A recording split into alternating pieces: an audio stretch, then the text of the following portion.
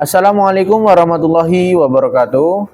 Perkenalkan, nama saya Ahmad Munzilin, NIM 0576678852 dari Program Studi Pendidikan Agama Islam UP BJJ Palembang. Di sini saya akan presentasi tugas 3, filsafat ilmu tentang pilar-pilar pendidikan dan relevansinya di era digital.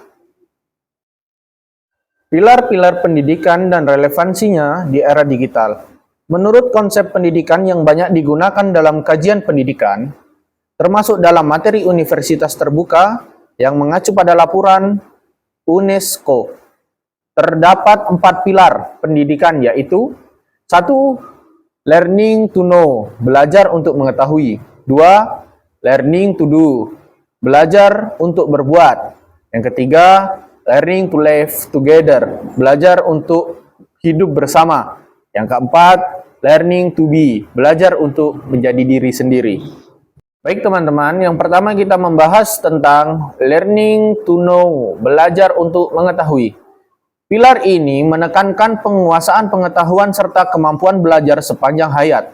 Peserta didik tidak hanya menghafal informasi, tetapi juga memahami cara memperoleh, mengolah, dan menggunakan pengetahuan.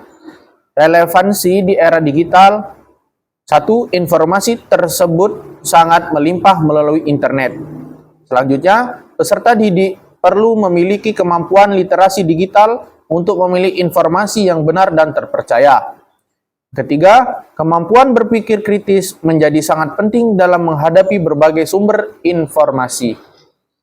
Yang kedua yaitu kita akan membahas learning to do, belajar untuk berbuat.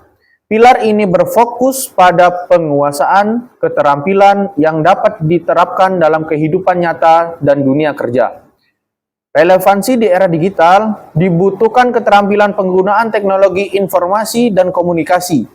Peserta didik perlu mengembangkan kemampuan pemecahan masalah, kreativitas, kolaborasi, dan inovasi. Dunia kerja saat ini menuntut keterampilan digital yang terus berkembang.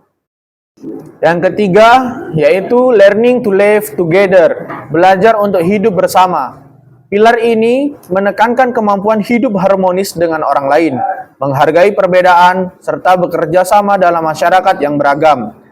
Relevansi di era digital, interaksi sosial tidak lagi terbatas pada ruang fisik, tetapi juga berlangsung di media sosial dan platform digital.